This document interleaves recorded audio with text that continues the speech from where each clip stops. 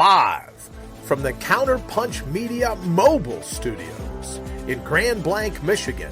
It's time for real lives, real families, real fitness. It's time for Derek Noel Fitness. And we are live. Hello, everybody. Welcome. I am Derek. Welcome to Derek Noel Fitness. This is episode 17 already. We're flying through these episodes. It feels like we're going to have a good time. Last week, we talked about the 10 physical skills. Make sure you go check that out. Lots of useful information for things that you can train and things like that. There we go. That's rolling. So, last week we talked about the 10 physical skills. Like I was saying, it was an awesome episode. Lots of feedback going on that. I'm looking to keep that going this week too. So, once we start going, if you have any questions, please feel free to ask them. This is going to be a little bit of a back and forth, but I do have some information today with our topic. Just real quick, a reminder, you can always find me on ipmnation.com/counterpunch, or if you can't watch this video now, you can always catch it on counterpunch.com/DNF or over on the Counterpunch Media YouTube page. If you could, by the way, while I'm at it, please click on the YouTube link for the thing I posted earlier.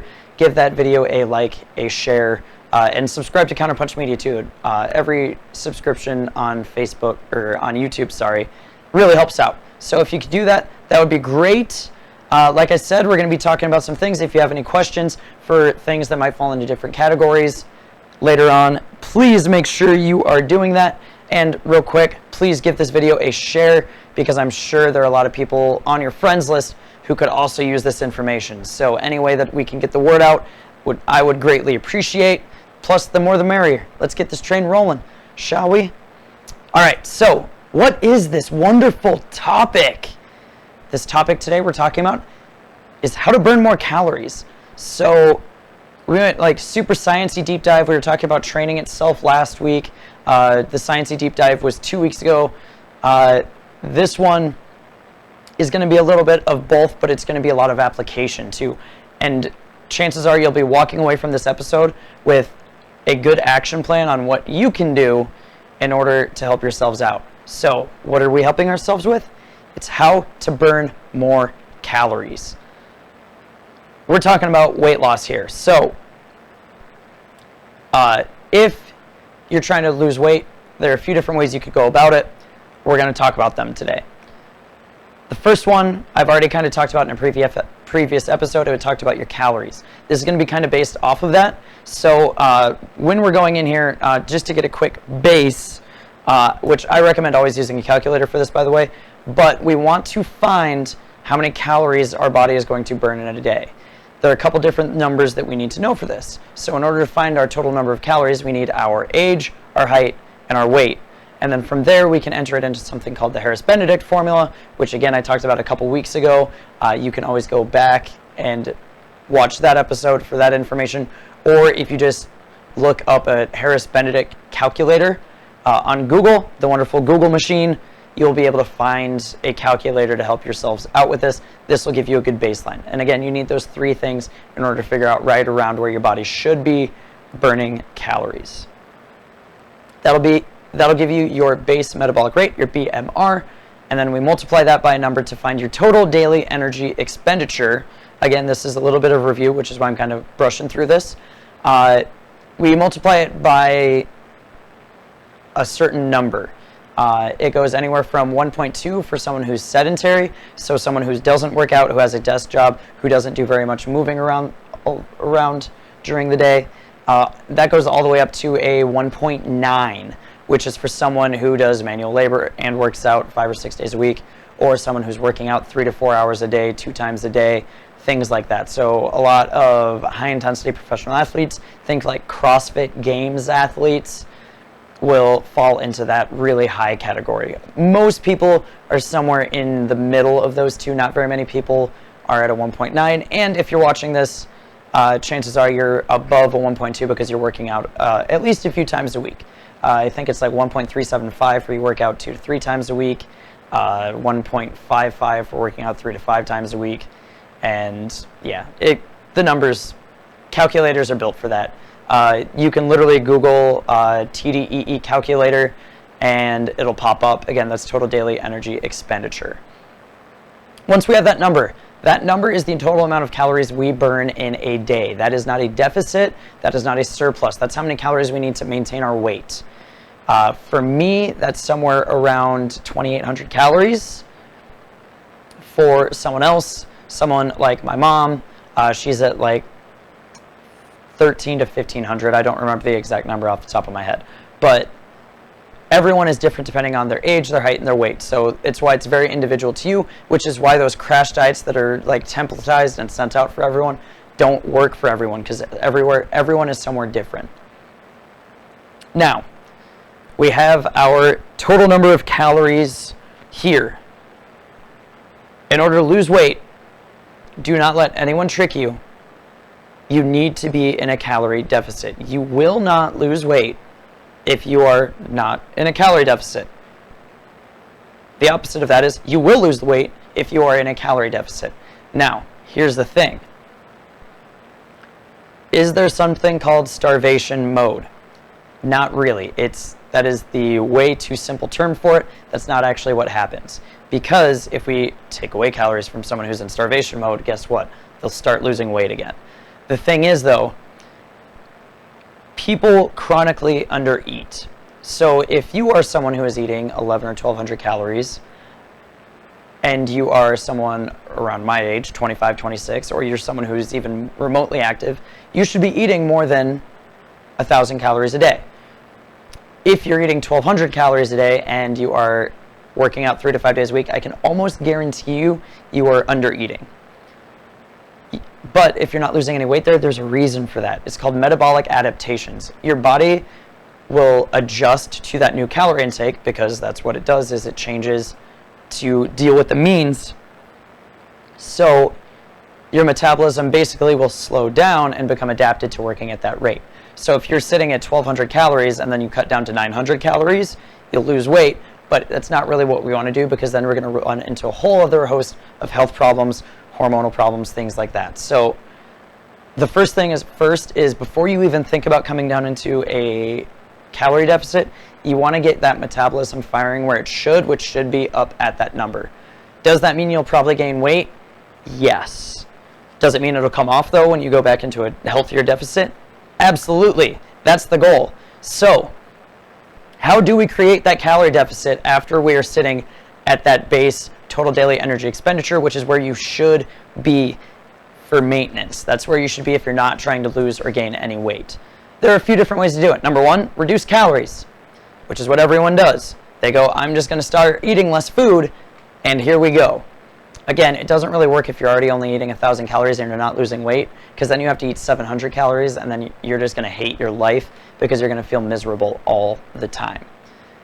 So if we're at that total daily energy expenditure, how do we do that? Well, if we're there, we create a small deficit by just reducing 200 or 300 calories, and we should start losing weight.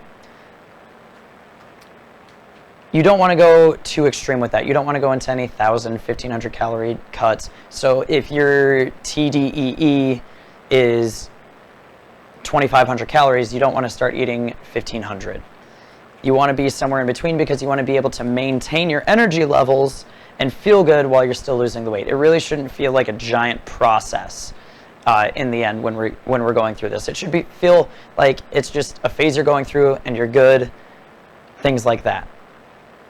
You can also increase your total daily energy expenditure while keeping your diet the same. How do you do that, though? How do we increase our expenditure? So we're trying to increase our calories burned, which, by the way, also creates a deficit, because if I'm eating 2,500 calories and I'm burning 2,800, there's 300 calories. Combine that with a little bit of a calorie drop, all of a sudden I'm in a nice, good, happy zone of maybe I drop down to 2,300 and I'm burning 2,800, that's 500.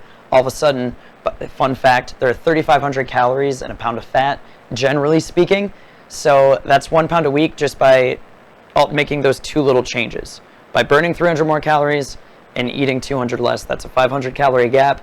That's 1 pound a week. 500 times 7 is 3,500, 1 pound.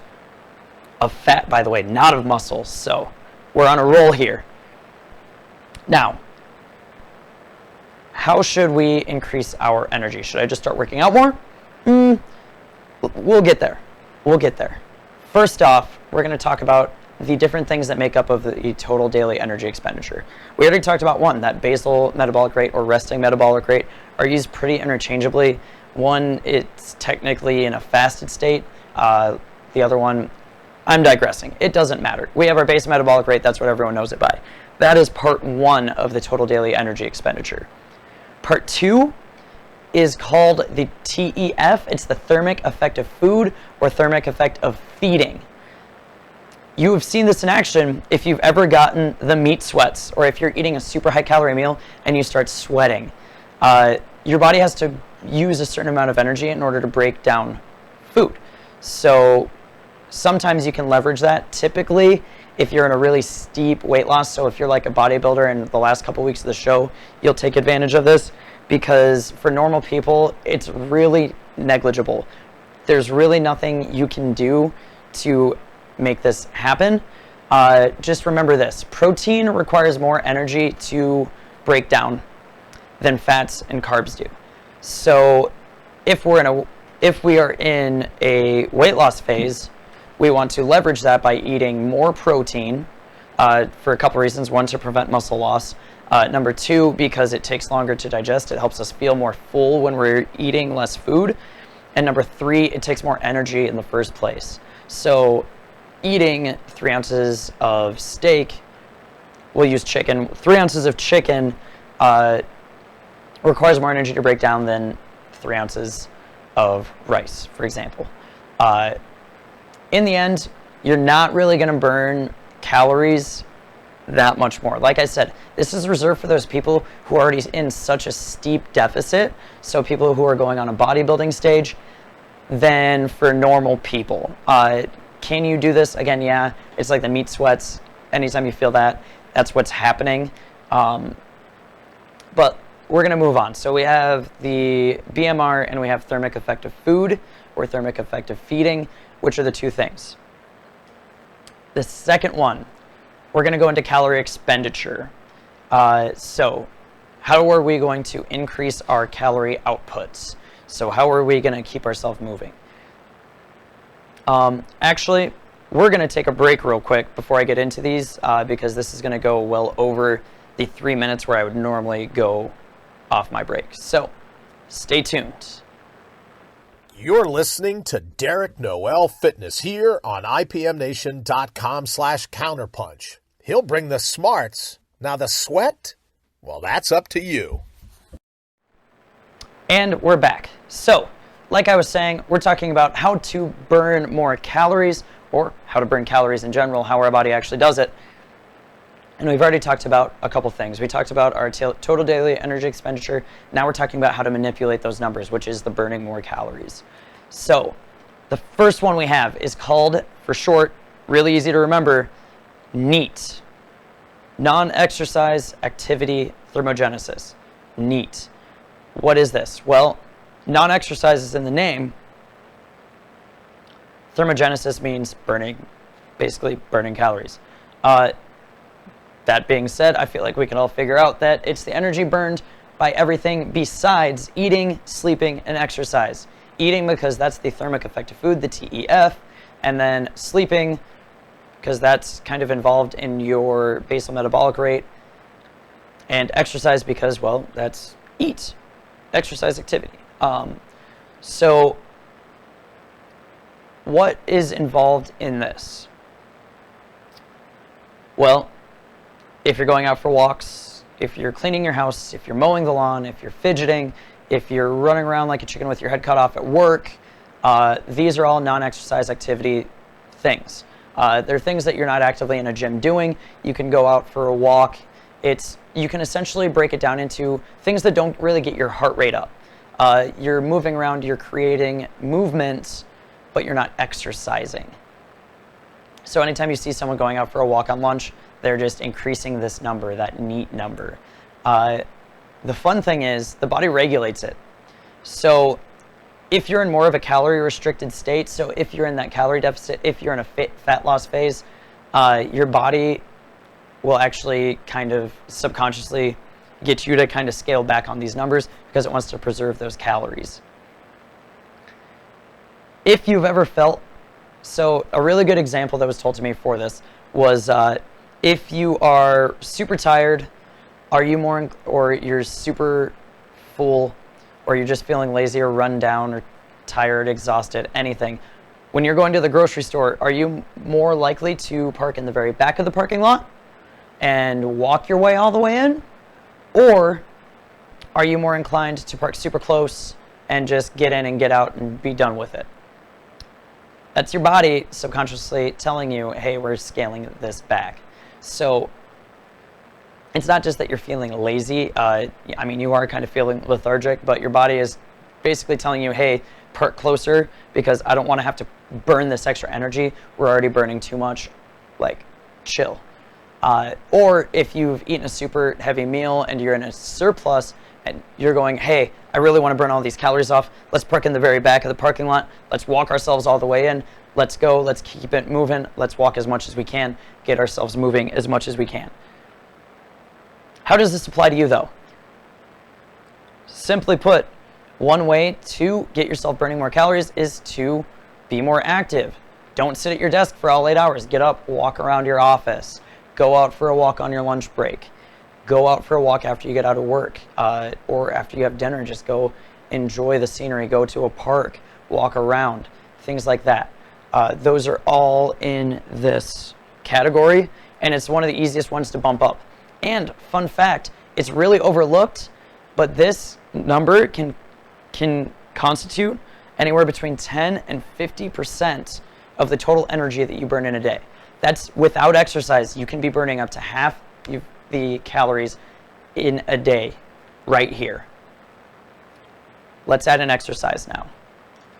So, like I said, we have NEAT, which is non-exercise activity thermogenesis. Now we have EAT. Really easy to remember, NEAT and EAT.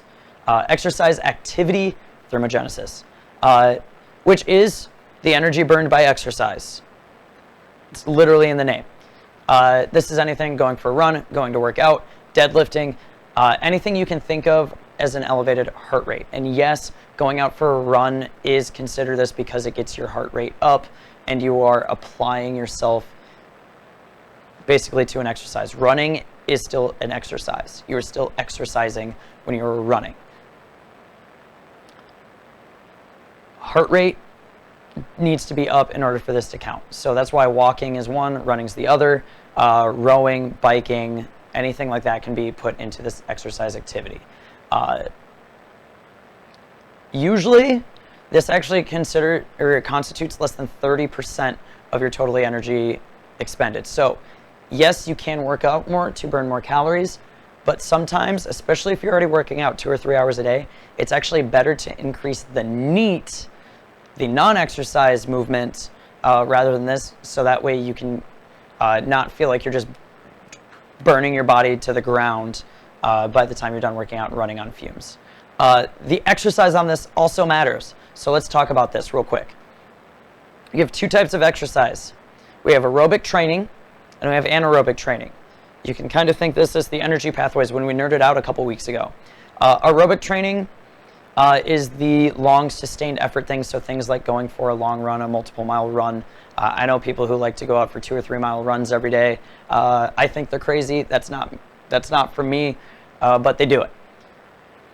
You burn more calories during this than the other one, and we'll talk about the other one in a second.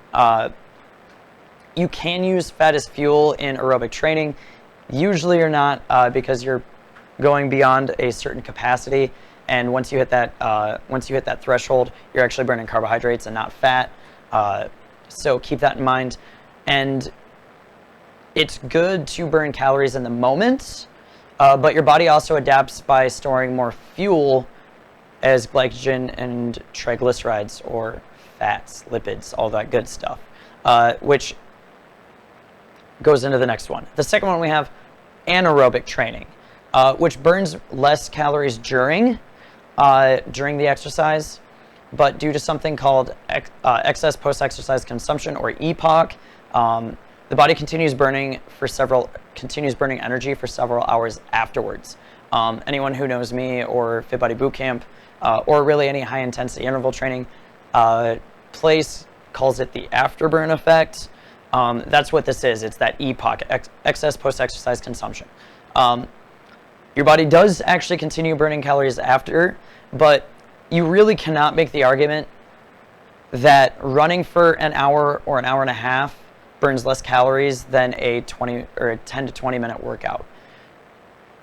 You burn more calories during the run and then after, or during the run, but you're not really burning anything after, versus anaerobic training or boot camps and things like that. You're burning less during the actual exercise, but because of that EPOC, your body continues burning for several hours after, or in extreme cases, it could be like a day or two after as well. Glycolysis is the main pathway. We talked about that a couple weeks ago too. Carbohydrates, carbs are used during the exercise, but fat is burned, or fat can be burned afterwards to help keep things going. So is there one versus the other that you should do? Honestly, I think you should do both, but I also want you to frame it like this. Aerobic training, marathon runners are not ripped. They are very lean, yes, but they have very little muscle mass, and if they have a six-pack, it's more because they're like skinny fat than anything else, because their body has to hold more fat stores in order to keep doing what they're doing. Anaerobic trainers, you can think of like a sprinter. If you look at Olympic sprinters, they are jacked. Those sprints, so if you're doing like a 40 or 100-yard sprint and you're doing that interval training wise, that's still considered the anaerobic training, and you'll still be burning calories afterwards. Like I said, I do believe that you need both of them, or that you should do both of them, because it also gets you better and you become a more well-rounded athlete. But I hate running, so there's that. No, I don't like running, but I will do things like rowing and things like that, more sustained things. That way I don't get bored. I have been running lately because I need to get better at it, because I realize that it's a big weakness of mine. So there's that. Let's drop down into the comments. I think I saw someone post something before. Yeah, Heidi says, holy crap, I want to have your calories. Heidi, I think you need to grow about 8 inches and put on like 40 pounds before you can get there. So keep that in mind. So let's put this all together now.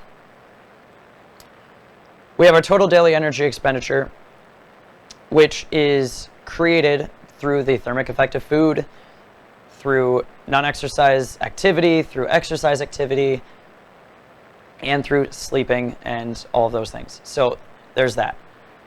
You can create your own calorie deficit not only by eating less, but by increasing or decreasing or manipulating any of these three. Can you really manipulate the thermic effect of food? Not really. The most you can do is eat more protein, and that's about it. But you can do other things. So if you are in too steep of a calorie deficit, maybe you reduce your non-exercise activity. You start going walking less. Your body is going to kind of fall into this. Oh, one thing I forgot that falls into NEAT as well is fidgeting.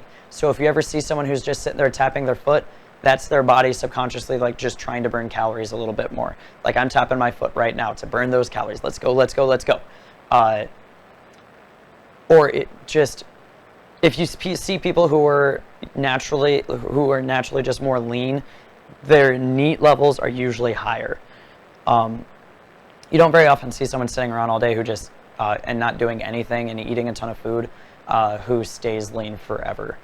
Maybe in high school, because you know that high school metabolism, but it generally doesn't stay that way for very long.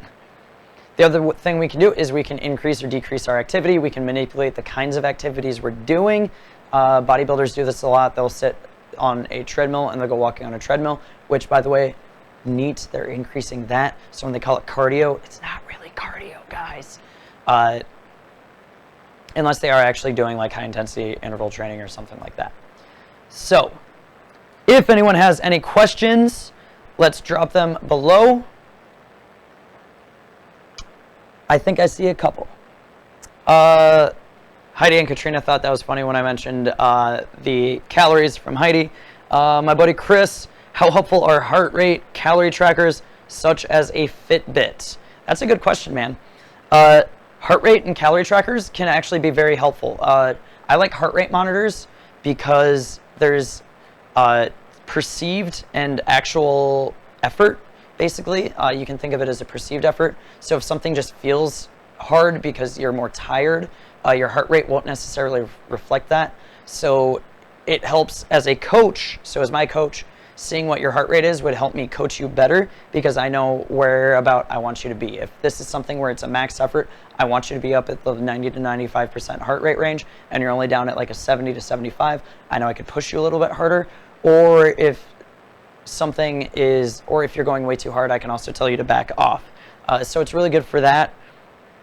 Calorie trackers, I always take them with a grain of salt, especially things on like your wrist, because it may or may not be accurate. The only real accurate way is to have actual testing done.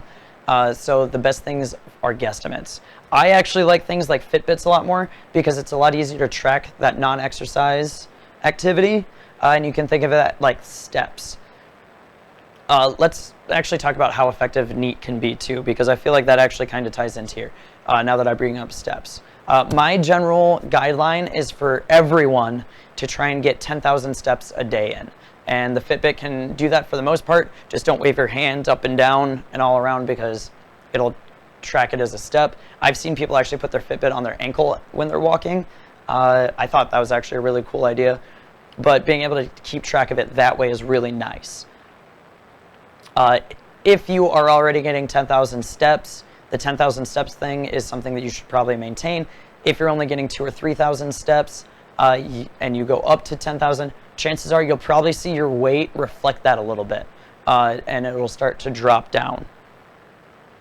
Besides that though, heart rate monitors are nice to be able to see where we're at, and they can give you a general guideline of how many calories you're burning and stuff like that. But again, they're just guidelines. They're not the end all be all. So when I see someone who says that their Fitbit says they burned 800 calories in a 15-minute workout, I know that's full of crap, but they treat it as gospel. They really don't. Take everything like that stuff with a grain of salt. The only thing to know is like if you're not losing weight, you're not in a calorie deficit. And that's basically all I have to say about that. That was a good question though, Chris. I'm glad you asked that.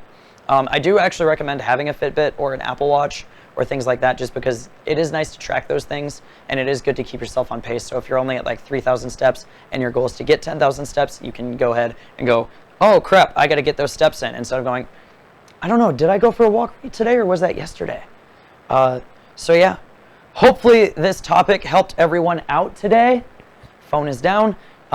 So if you have any other questions, please post them in the comments below. You can always post them on my page. You can find me on Instagram at @TheDerekNoel, here on Facebook at @TheDerekNoel. You can watch or listen to this anytime you want on ipmnation.com/counterpunch, or you can watch it ipmnation.com/DNF. Or here on Facebook, you can always find the videos here as well. Feel free to shoot me a message too if you have any questions. If you're too embarrassed to ask them on one of these live videos, please shoot me a Facebook message. I would love to answer them. And yeah, make sure you give this video a like and share it with all your friends. I would love to grow the Derek Noel Fitness family. Let's have a great week, everyone. Let's blast off. Have a good one. Good night.